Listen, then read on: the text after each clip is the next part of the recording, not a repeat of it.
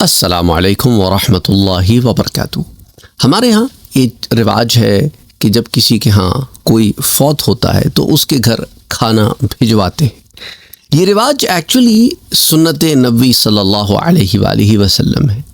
عرب ممالک میں جب میں رہا کرتا تھا تو وہاں تو ہم نے یہ رواج بہت زیادہ دیکھا ہے۔ ہمارے ہاں یہ رواج شاید اتنا دیکھنے میں نہیں آتا کہ جس کے گھر فوتگی ہوئی ہو کوئی نہ کوئی 3 دن تک ان کے گھر کھانا بھجواتا ہے۔ اچھا، یہ آغاز کیسے ہوا؟ سیرت النبی صلی اللہ علیہ وآلہ وسلم کے دروس میں ہم نے جنگ موتا کے بارے میں پڑھا تھا۔ جنگ موتا میں حضرت جعفر بن ابی طالب، جو حضرت علی کے بڑے بھائی ہیں، حضرت علی سے کوئی 10 سال بڑے تھے، ان کی جنگ موتا میں شہادت ہو جاتی ہے۔ وہ روایت بھی آپ جانتے ہیں کہ حضور اکرم صلی اللہ علیہ وآلہ وسلم کے ایک قاصد ہیں جنہیں آپ نے ہرقل روم کی طرف بھیجا تھا، بیزنٹین ایمپائر میں اس کے ایمپرر کی طرف بھیجا تھا، اور ان صحابی کو راستے میں ایک شخص نے جو کہ رئیس تھا بصرہ کا، اس نے انہیں شہید کر دیا، حالانکہ وہ جانتا تھا کہ یہ قاصد ہے۔ اور حضور اکرم صلی اللہ علیہ وآلہ وسلم کو اس کا بہت صدمہ ہوا، کیونکہ کبھی بھی قاصد کو قتل نہیں کیا جاتا، اور یہ حضور کے کسی قاصد کے ساتھ یہ معاملہ نہیں ہوا۔ تو حضور نے ان کے ادب کے لیے ایک فوج تیار کی اور وہ فوج اس طرف بھیجی، اور یہ بنو غسان کا علاقہ تھا۔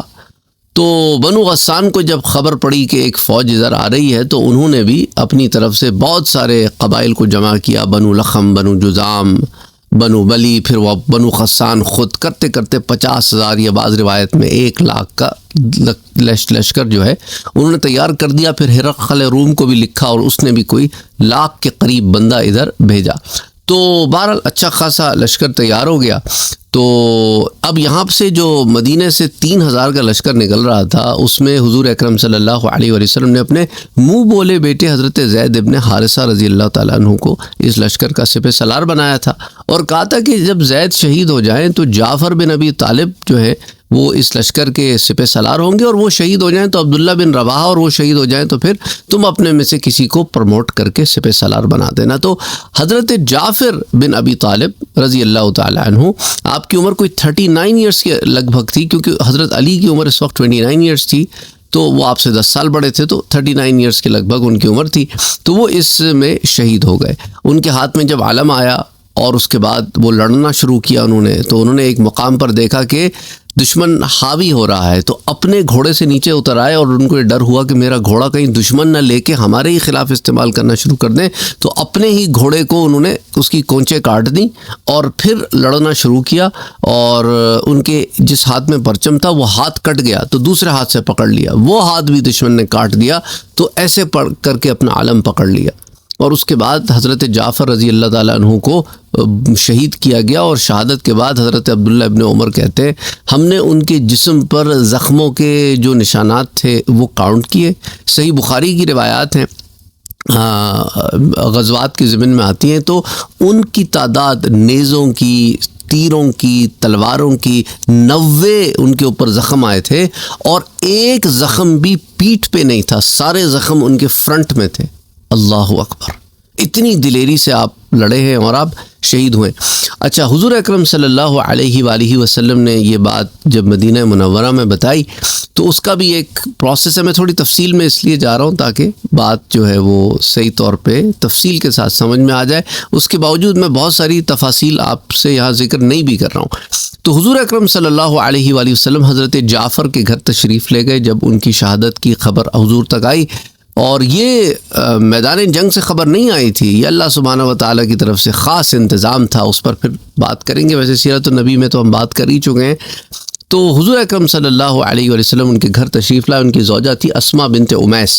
تو حضور نے اسماء سے کہا کہ اسماء اپنے بیٹوں کو بلاؤ، تو عبداللہ بن جعفر ہیں، محمد بن جعفر ہیں، عون بن جعفر ہیں، تو ان کو بلایا، اور حضور نے ان کو بہت پیار کیا، اور حضور کے چشمان مبارک سے آنسو بہے جا رہے ہیں، اور داڑھی مبارک حضور کی تر ہو گئی ہے۔ تو اب مورخین کو اتنا تو 100% نہیں ہے کہ ان بچوں کی عمریں کیا تھیں، لیکن بعض کا خیال یہ ہے کہ عبداللہ بن جعفر جو سب سے بڑے تھے وہ 11-12 سال کے ہوں گے، اور محمد بن جعفر جو اس کے بعد تھے وہ 9-10 سال کے ہوں گے، اور پھر 6-7 سال کے جو ہے عون بن جعفر ہوں گے۔ بہرحال حضور صلی اللہ علیہ وسلم سے پھر اسما بنت امیس نے پوچھا رسول اللہ ہوا کیا ہے، آخر کوئی خبر آئی ہے میدان جنگ سے؟ تو اس وقت حضور صلی اللہ علیہ وسلم نے فرمایا کہ ہاں جعفر اور ان کے ساتھی شہید ہو گئے۔ تو اس وقت اسما رضی اللہ تعالی عنہ نے رونا شروع کیا، تو حضور اکرم صلی اللہ علیہ وسلم نے ان کو خاموش کرایا اور کہا کہ اسما نہ بین کرنا چاہیے اور نہ منہ پیٹنا چاہیے۔ اس کے بعد عورتیں بہت ساری جمع ہو گئیں اور انہوں نے نوحہ کرنا شروع کر دیا، تو حضور کو جب خبر آئی تو حضور نے ان کو منع کرنے کے لیے ایک آدمی بھیجا۔ بہرحال حضور اکرم صلی اللہ علیہ وسلم اپنے گھر تشریف لے کے آئے اور حضور اکرم صلی اللہ علیہ وسلم نے وہاں بیسک حضرت جعفر کے بیٹوں کے لیے دعا بھی کی کہ اللہ جعفر بہترین ثواب کے حقدار ہو گئے ہیں، تو ان کی اولاد کو ان کا بہترین جانشین بنا۔ پھر اس کے بعد آپ اپنے گھر تشریف لائے اور اپنی ازواج سے آپ نے فرمایا کہ جعفر کی بیوی بچوں سے غافل مت ہونا، آج وہ بہت غمزدہ ہیں، ان کے لیے کھانا تیار کر کے بھیجو۔ اس روایت ایک اور روایت میں آتا ہے کہ حضور اکرم صلی اللہ علیہ وسلم اپنی بیٹی حضرت فاطمہ رضی اللہ تعالی عنہ کے گھر تشریف لائے۔ اس وقت وہ حضرت جعفر رضی اللہ تعالی عنہ کو یاد کر کے رو رہی تھیں، تو حضور اکرم صلی اللہ علیہ وسلم نے فرمایا جعفر جیسے آدمی کے لیے رونے والیوں کو رونا ہی چاہیے۔ ایک طرف رونا ہے کہ آنکھ سے آنسو بہہ رہے ہیں اور انسان جو ہے وہ غم میں ہے، اور ایک طرف نوحہ کرنا اور بین کرنا اور بالوں کو نوچنا، منہ کو پیٹنا، وہ چیزیں منع ہیں کہ بین کر رہے ہیں، زور زور سے رو رہے ہیں، دھاڑے مار رہے ہیں اور منہ پہ مار رہے ہیں، اپنے جسم پہ یہ سب منع ہے۔ اور غم کا اظہار ایسے کہ اس کے اندر بہت زیادہ واویلا نہ ہو، آنکھوں سے آنسو کا بہنا، اور پھر انسان کا کوشش کرنا، سسکیاں بھی آ جانا اس میں، انسان کا کوشش کرنا کہ بہت زیادہ اس طرح کا اظہار نہ ہو، تو وہ اس کی اجازت ہے۔ بہرحال اس کے بعد حضور اکرم صلی اللہ علیہ وآلہ وسلم نے جو کھانا تیار کرنے کا حکم دیا، تو حضرت عبداللہ ابن جعفر کہتے ہیں کہ حضور صلی اللہ علیہ وسلم مجھے اور میرے بھائیوں کو اپنے ساتھ لے آئے تھے تاکہ میری والدہ جو ہے ان کو لون ٹائم مل جائے۔ تو ہم حضور صلی اللہ علیہ وسلم کے گھر آ گئے تھے، اور حضور جس ازواج میں سے جس بیوی کے گھر جاتے ہم حضور کے گھر ساتھ جاتے، اور 3 دن ہم حضور کے پاس رہے۔ 3 دن کے بعد حضور صلی اللہ علیہ وسلم ہمیں ہمارے گھر لے کے آ کے آپ نے چھوڑ دیا، اور پھر عام اعلان یہ کیا کہ دیکھو 3 دن کے بعد اب سوگ نہیں ہے۔ اچھا، جو کھانا تیار کرنے کی بات ہے جس سے بات شروع ہوئی تھی، تو حضور صلی اللہ علیہ وسلم کی ایک آزاد کردہ لونڈی تھی، غلام تھیں، جن کا نام تھا سلمہ۔ تو سلمہ نے کھانا تیار کیا، اور حضرت عبداللہ بن جعفر کہتے ہیں کہ انہوں نے جو لی، جو کو پیسا، جو کو پیسنے کے بعد اس کو آٹا بنایا، آٹا بنانے کے بعد اس کے پیڑے بنائے، پیڑے بنا کے اس کی روٹی تیار کی۔ اس روٹی کو انہوں نے زیتون کے تیل میں بھگا کے اس کا سالن بنایا، اور اس کے اوپر پھر کالی مرچ چھڑکی، اور وہ کھانا پھر ہمارے گھر بھیجا گیا، اور وہی کھانا پھر ہم نے بھی کھایا۔ تو یہ معاملہ جو ہے اس طرح یہاں بیان ہوتا ہے۔ اور حضرت عبداللہ بن جعفر کہتے ہیں کہ حضور اکرم صلی اللہ علیہ وآلہ وسلم نے میرے لیے دعا فرمائی، اور اس دعا کا اثر یہ ہوا کہ اللہ سبحانہ و تعالیٰ نے مجھے اتنی خرید و فروخت میں، حضور نے برکت کے لیے میری دعا کی تھی، تو اتنی مجھے اللہ نے برکت دی کہ میں جو چیز بھی خریدوں یا فروخت کروں کو اس میں مجھے فائدہ ہوتا ہے۔ اچھا، اب یہاں پر کچھ ایسی ٹرمینالوجیز ہیں جو میں آپ سے شیئر کرنا چاہتا ہوں کہ عربی زبان میں مختلف کھانوں کے مختلف نام ہیں۔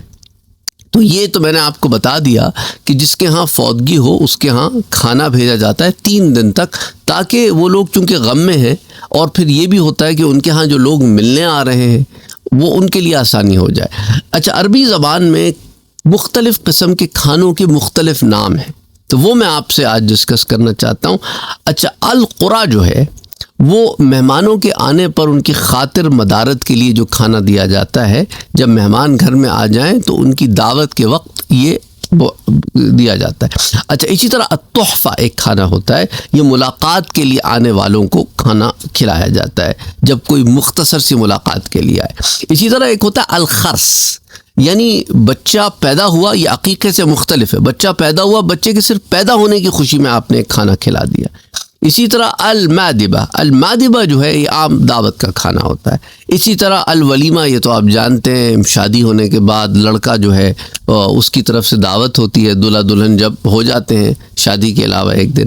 اچھا یہ بھی ہمارے یہاں آپ جانتے ہیں کتنی خرافات ہے کہ شادی کے دن بھی ہم کھانے کے جو لڑکی کے ماں باپ کے اوپر بار ڈالتے ہیں. اسلام میں ایسا کوئی چیز نہیں ہے کہ شادی کے دن کا کھانے کا اسلام میں کوئی کانسیپٹ نہیں ہے، صرف ولیمے کے کھانے کا کانسیپٹ ہے.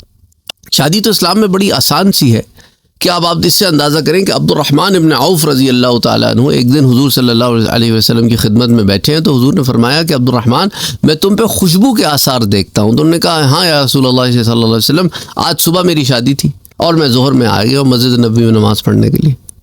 تو شادی تو اللہ نے دیکھو کتنی آسان رکھی. حضور نے اس کو یہ بھی نہیں کہا کہ عبد الرحمن ابن عوف کیا ہے تم نے شادی کر لی، تم نے کوئی دعوت شاوت نہیں دی، تم نے کوئی تو وہ ولیمے کی دعوت آ جائے گی. نکاح ہو گیا ہے، نکاح ہو گیا ہے، بیوی گھر آ گئی ہے، رشتہ ازدواج قائم ہو گیا. اب اس کے بعد جب ولیمے کی دعوت ہوگی تو پھر دعوت ہوگی. تو بہرحال اس کے اندر بھی یہ کہ انسان کی اپنی مرضی، جتنے لوگوں کو بلانا چاہے اس پہ کوئی گلا نہیں کرنا چاہیے کسی کو کہ آپ نے ہمیں نہیں بلایا، آپ نے 10 کھانے نہیں رکھے، 2 کھانے کیوں رکھے، 1 کھانا کیوں نہیں رکھا، 1 کھانا کیوں رکھا، آپ نے 4 میٹھے کیوں نہیں رکھے، 1 میٹھا کیوں رکھا. ہمارے ہاں لوگ جو ہے اس قسم کی باتیں کرتے رہتے ہیں. اللہ ہدایت دے. کوئی سادگی سے شادی کر لے تو اس کے اوپر بھی لوگ تنقید کرنا شروع کرتے ہیں، ہمیں نہیں بلایا. بہرحال اللہ ہدایت دے. تو ولیمے کا جو معاملہ ہے بس وہ ایک ہے. اچھا پھر اس کے علاوہ عقیقہ تو آپ جانتے ہیں کہ بچے کے پیدا ہونے کے 7ویں دن جو کھانے کا معاملہ ہوتا ہے یا جو پہلے وہ جانور کا قربان ہونا، وہ بڑی تفصیلات ہم پہلے ڈسکس کر چکے. اسی طرح الغدیرہ ہوتا ہے. الغدیرہ کیا ہوتا ہے؟ ختنے کے بعد اگر کسی کو کوئی کھانا کھلائے تو وہ الغدیرہ ہوتا ہے. اسی طرح الوضیمہ ہوتا ہے. الوضیمہ جو ہے یہ فوتگی والے گھر، جس کے گھر کوئی فوت ہو گیا اس کے گھر جو کھانا بھجواتے ہیں نا اس کو الوضیمہ کہتے ہیں. تو یہ بات یاد رہے کہ جس گھر میں فوتگی ہو جائے تو اس گھر سے جو ہے کھانا کھانے کے بجائے اس گھر کھانا بھجانے جو ہے یہ ہمیں سنت میں طریقہ ملتا ہے. اچھا اسی طرح النقیعہ جو ہے سفر سے آنے کی خوشی میں ایک کھانا کھلایا جاتا ہے، وہ النقیعہ ہے. اسی طرح ایک کھانے کی قسم ہوتی ہے اس کو کہتے ہیں الوکیرہ، یعنی عمارت آپ نے کوئی تعمیر کی، اس عمارت کے مکمل ہو جانے کے بعد اس کی خوشی میں کہ اللہ نے تعمیر کو پورا کر دیا آپ کھانا کھلائیں. تو یہ مختلف کھانوں کے نام ہیں کہ مختلف مواقع پہ جو کھانے دیے جاتے ہیں عربی زبان میں ان کے نام ہیں. تو کسی کے ہاں فوتگی ہو جائے تو وہاں جو کھانا لے کے جاتے ہیں آپ بھیجتے ہیں اس میں فروٹس بھی ہو سکتے ہیں، سالن بھی ہو سکتا ہے، روٹی جو بھی آپ بھیجتے ہیں اپنی استطاعت کے مطابق جو بھی ہے اسے الوضیمہ کہتے ہیں. بہرحال امید کرتا ہوں کہ اس سے آپ کے علم میں اضافہ بھی ہوا ہوگا اور آپ کو آج کا درس بھی اچھا لگا ہوگا. انشاءاللہ تعالی پھر اگلی دفعہ کچھ اور تفصیلات کے ساتھ حاضر ہوں گے. وما علینا الا البلاغ.